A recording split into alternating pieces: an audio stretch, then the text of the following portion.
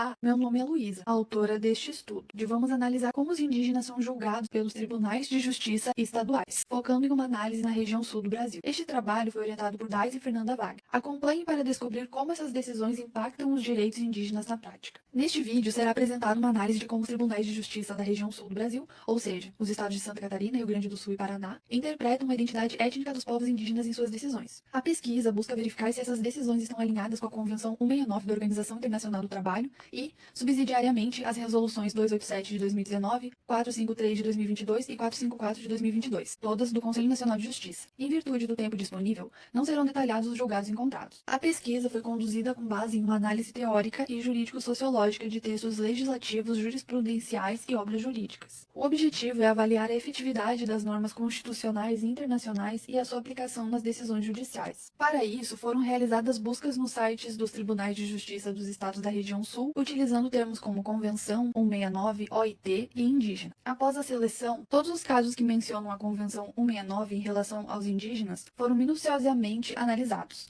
excluindo aqueles que se referem a outros povos tradicionais.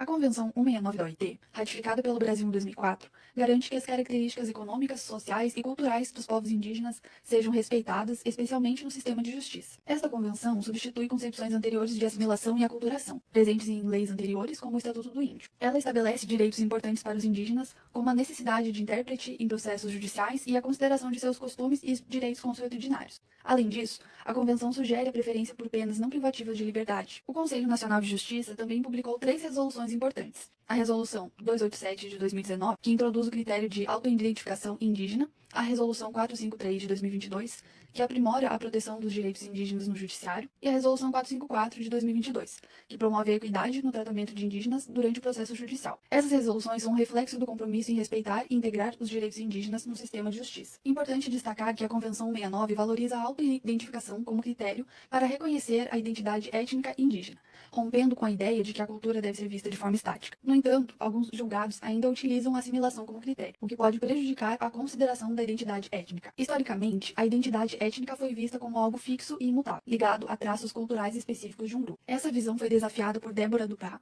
e outros estudiosos, que mostram que a identidade étnica é mais dinâmica e sujeita a mudanças. No contexto judicial, a identidade étnica dos indígenas é frequentemente avaliada com base em traços culturais, como língua e tradições. Conforme dados do censo de 2022, realizado pelo Instituto Brasileiro de Geografia e Estatística, com o apoio da Fundação Nacional dos Povos Indígenas, a população autodeclarada indígena no Brasil é de 1,69 milhões de pessoas. Mais da metade, 51,2%, está concentrada na Amazônia Legal. O Norte e o Nordeste, juntos, representam 75,71%, enquanto o Centro-Oeste responde por 11,80%. As regiões Sudeste e Sul possuem a menor população indígena, com 7,28% e 5,20%, respectivamente. Ainda, o Tribunal de Justiça do Estado de Santa Catarina está sediado em Florianópolis e é composto por 96 desembargadores. Para analisar como o TJSC trata casos envolvendo indígenas, foi realizada uma busca no site do tribunal no dia 31 de maio de 2024. Foram aplicados termos de busca pré-estabelecidos e encontrados 2 acórdãos, ambos julgados pela Segunda Câmara Criminal, que estão resumidos no quadro do slide.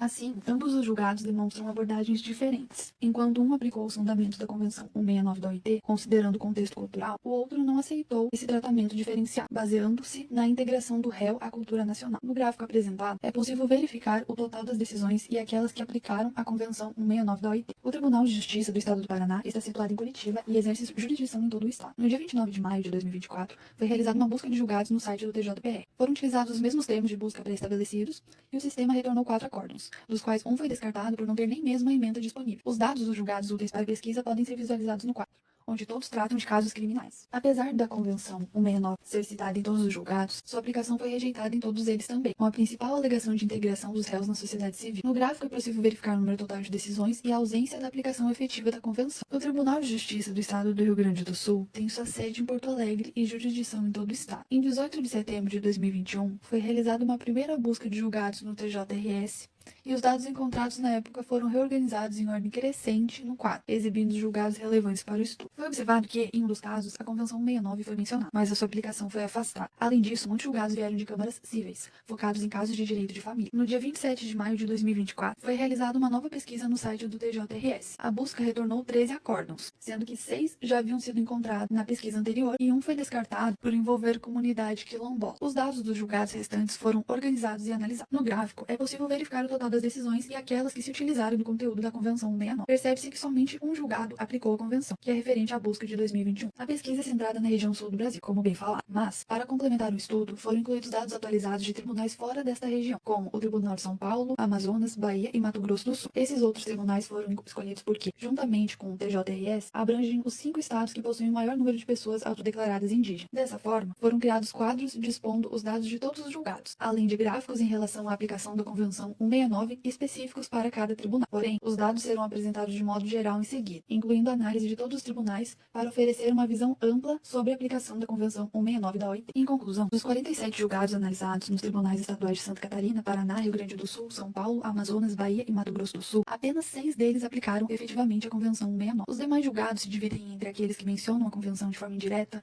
como ao citar jurisprudências, e aqueles que reconhecem a identidade étnica dos réus sem aplicar os fundamentos da Convenção. Nesses casos, a ideia de indígena integrado à sociedade predomina. Muitas vezes, a identidade étnica é negada em função de preconceitos e estereótipos.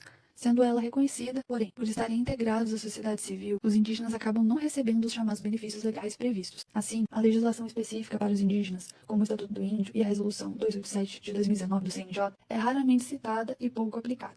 De modo geral, a Convenção 169 da OIT é citada principalmente pela defesa, mas sua aplicação nas decisões judiciais é limitada. Agradeço pela atenção. Nos slides seguintes estão as referências da pesquisa.